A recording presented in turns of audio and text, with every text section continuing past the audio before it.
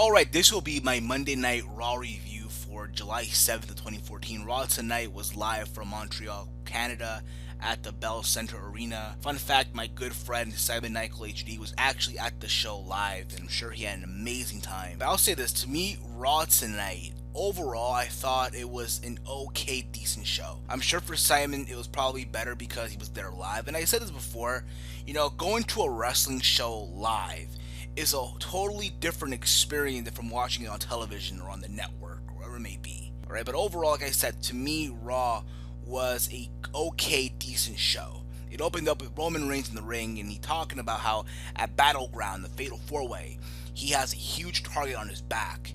And out comes Kane, and Roman Reigns tells Kane, what are you going to do? Are you going to be the Authority's puppet, or are you going to be Orton's bitch?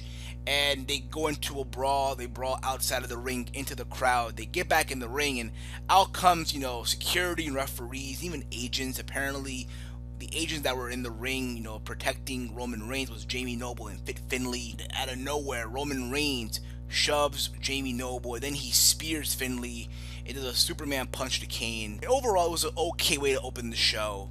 Alright, building up, to the main event of Battleground, the Fatal 4-Way, Cena, Orton, Reigns, and Kane for the titles. Then you had the first match. You had the Usos versus Harper and Rowan in a tag team match. Overall, this match was a very good match. It went back and forth. Alright, overall at the end, there was a confusion by the ref. Apparently, the wrong Uso got pinned. I'm gonna be honest, to me, I can get why he got confused because obviously both the Usos wear the same wrestling gear. They look alike, but you can tell them apart. One of the Usos has a longer goatee than the other. That's how you can tell them apart. But again, this I'm sure will lead on to a match, a battleground for the tag titles. And I hope that in this match, Harper and Rowan finally get the titles. Then you had Alicia Fox versus Nikki Bella, where supposedly both of them were supposed to have one arm tied behind their backs, and Nikki Bella had one arm tied behind her back, and it was time to tie up Alicia Fox, and Alicia Fox didn't have it, and she literally went to beat the fuck Nikki Bella, and the crowd did not give a fuck about this. To me, this was totally a waste of TV time. But I'll say this, I'm happy that they're actually doing something with the Divas, if you ask me. But again, to me, this was just a waste of TV time. Then you had Rusev versus RVD. I'll say this, I'm happy to see that there's actually someone credible putting over Rusev. In this match, it was a short match. It went back and forth for a while.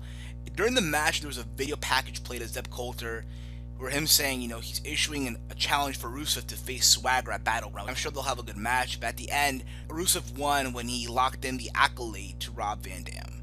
And then you had Randy Orton versus Ambrose, which was an okay match, but to me, it felt like something was missing from this, alright? There was obviously a botch, even though the match went back and forth. The botch was Dean Ambrose was on the top turnbuckle. He jumped, and he landed on Orton, but Orton didn't do anything. Apparently, Randy Orton was supposed to, I assume, deliver a drop kick while Ambrose was on the air.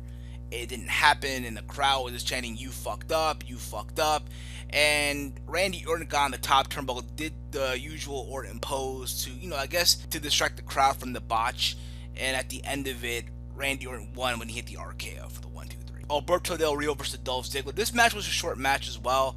Fandango was on commentary. It seemed that Dolph Ziggler was going to win. It really did. And out of nowhere, Fandango got on top of the announce table, started dancing to his theme song. He was dancing in front of JBL, which I think he got really disturbed by it. It was funny, but, overall, it distracted Dolph Ziggler, and Alberto Del Rio got the win. And you found out also that Fandango will be also in the Battle Royal for the Intercontinental title at Battleground. And then you had the big moment, Bret Hart making an appearance, as it was anticipated. He came out to the ring and he said, he would love to wrestle one more time in Montreal. And the crowd went crazy for, come on, it's Bret Hart, And out of nowhere, Bret Hart theme music plays again, and out comes Sandow dressed as Bret the Hitman Hart. I think he called himself Bret the Hitman Sandow Hart, I think it was. I apologize if I get it wrong. And to me, listen, I thought it was funny because I did say, what if tonight Sandow comes out dressed as, the Mountie or Jim Neidhart. As much as I thought it was funny, I really found it annoying the fact they brought Bret Hart to the show, a legend if you will, for a Sandow segment. As in, they're in the ring and Bret Hart punches Sandow, and then out comes Sheamus. And you have Sheamus versus Sandow, which no one gave a shit about, and Sheamus got the win. And then you had Miz versus Chris Jericho, which was a short, okay match where Miz was consistently protecting his face. And at the end, Jericho submits The Miz with the Walls of Jericho. After there was a promo between Bray Wyatt and Jericho, they went back and forth. And overall, I think this is leading up to a match at SummerSlam between Bray Wyatt and Chris Jericho. Then you had the Funkadactyls, Naomi and Cameron versus Paige and AJ Lee. Paige for trying to introduce AJ Lee to the match. The match was short. Naomi tried to tag in Cameron. Apparently, Cameron was busy putting on lip gloss on her in a tag team match. Yes, believe it or not, Cameron was putting on lip gloss in the middle of a tag team match. Way to go, WWE. Once Cameron finally tags in, Paige hits the page turner on Cameron for the 1-2-3, and there you go. At the end of it, there was a brawl between Cameron and Naomi where the crowd did not give a flying fuck about. It was quiet as shit. There was weave pulling, yes, weave pulling between both of them. What sucked about this is that there's no reaction from the crowd. And then you had Cesaro versus Kofi Kingston, which was a short match. Kofi got the win again, and this time he won, not on the app, but he actually won on TV.